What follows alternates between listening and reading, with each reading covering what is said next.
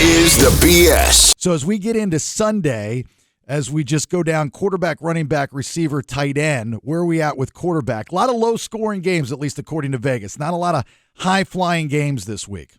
Yeah, and in regards to that Thursday night game, another game going under in primetime, if you like to bet totals, just wait for primetime games, blindly bet the under, and make yourself some money. 17-7 this year to the under for primetime games. So keep that in mind. Especially on Thursday nights. Those are like cursed Especially nights. on Thursday. It's I got burned last week because I took the under for Jags Saints, which I thought defensive battle, and those teams put up a bunch of points. So nothing's universal in betting or in fantasy, but the under in primetime typically hits.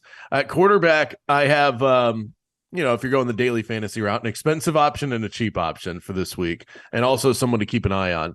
So Dak Prescott should have himself a good day. He has typically performed well off the bye, and the Cowboys are off a bye week.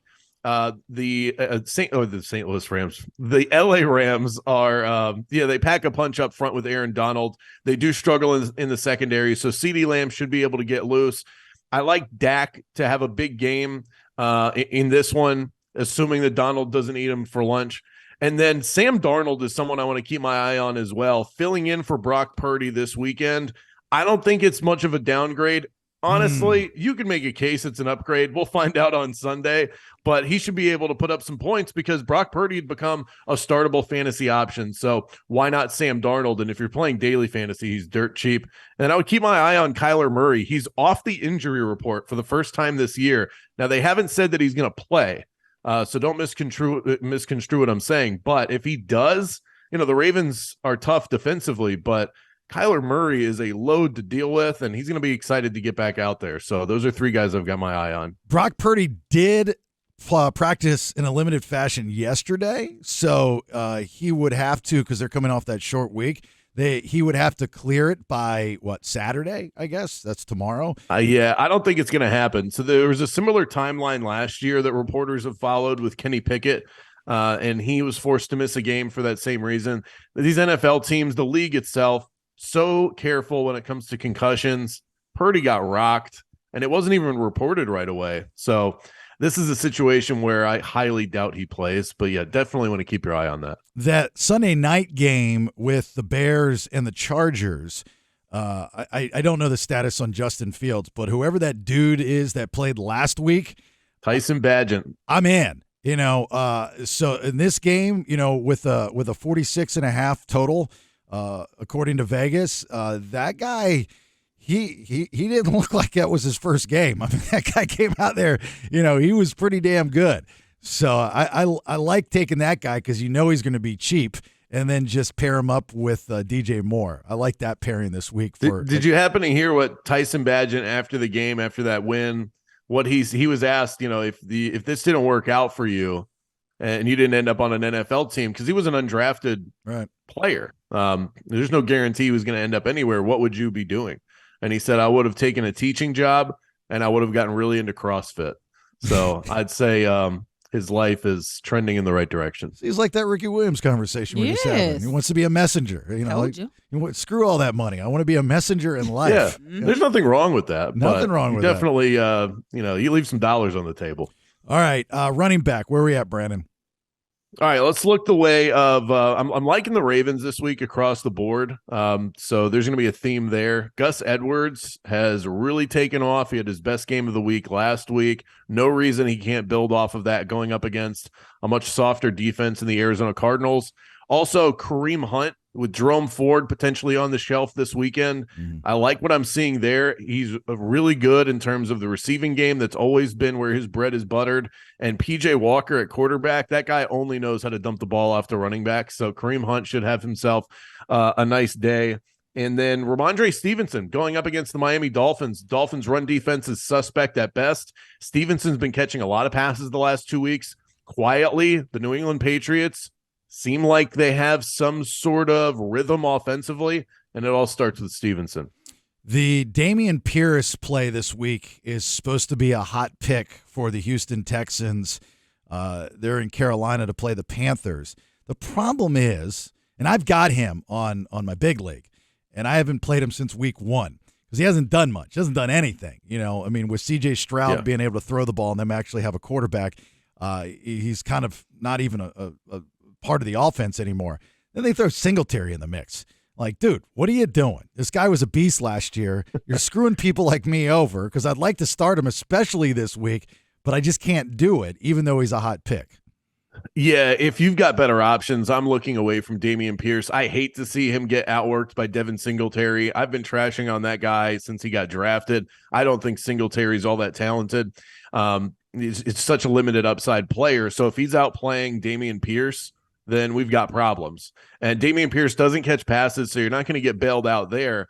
Yeah, it's a good matchup, but I'm just not buying that he's a huge part of the offense right now. I think this is a steer clear situation. All right, wide receiver, Brandon. Okay, well, I'm going to go back to the Ravens. I like Zay Flowers. He has been in the range of 8 to 18 fantasy points pretty much every single week. Definitely is the apple of Lamar Jackson's eye when it comes to that wide receiver position. It was good to get Odell Beckham Jr. going, but I think that more than that, taking him to the next level, it really opens things up for the rookie. And how about a sleeper? If I gave you Sam Darnold, let's give you someone he's throwing the ball to. Brandon Ayuk is the obvious. George Kittle, sure, he'll get his. But Jawan Jennings is a factor in this offense when Deebo Samuel doesn't play, so I would keep my eye on him as well. And then if you want just low-hanging fruit, A.J. Brown has been going ballistic every single week. That Commanders defense, not very good. They might be able to keep it close. That plus 6.5 for the Commanders is intriguing to me. But if we're just talking fantasy, A.J. Brown should have himself a nice day. And I know it has Devonta Smith fantasy managers feeling all kinds of queasy. What about Julio Jones, who's back? He got a pass last week. That's nice. Very, very interesting stuff. If you're looking, in my opinion, for the game pop of the week, the Cincinnati-San Francisco game, whether it's Sam Darnold or Brock Purdy, nonetheless, I don't see 43.5. I'm taking the over on that, hands down, without a doubt. San Francisco's had a rough last 2 weeks. They got to come out there and make a statement, whoever's that quarterback. And Cincinnati's obviously got firepower. They've got to make a statement. They've got to do something. That game has everything to go over 43.5, without a doubt. Yeah, I think it starts like a Super Bowl where both teams, it's a feeling out process. It's a heavyweight fight where you're not going to see touchdowns right out of the gate. Probably at the end of the first quarter, if you take the over, you're going to feel pretty ugly about it because it's going to be like 3-3. And then by the end of the game, these two teams are they're such well-oiled machines offensively.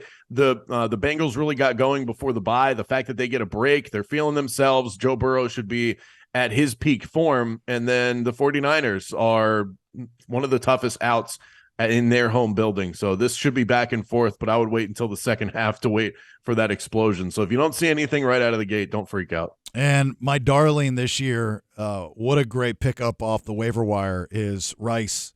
Was it Rashee Rice? Rashee Rice, yeah. That guy's the guy.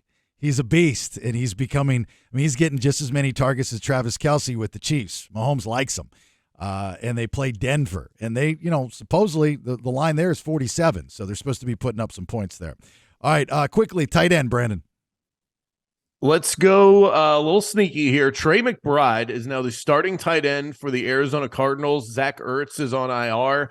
They throw to the tight end a lot in Arizona, so I think that that's a position that we can target. Also, Taysom Hill seems to be getting real involvement in this Saints offense, not just gadgety stuff. He's actually had 12 targets over the last 2 weeks, so if he's going to get real looks, he's a guy I want in my fantasy lineup, and it's not just a gimmick anymore. Yeah, and if you are looking just to close out with a defense, the Falcons you should be able to get pretty cheap. Boom. You nailed it. Yeah, that was the one. Yeah, they're playing Tennessee at Tennessee, and they have a mixture of Will Levis in his first game in the NFL and Malik Willis, Roswell, Georgia kid, Roswell Hornets, go Hornets, that will be under center. The line there is 35. That's pretty low. So I see the Falcons. Yeah. And the Falcons actually have a pretty good defense. You can't run on that team.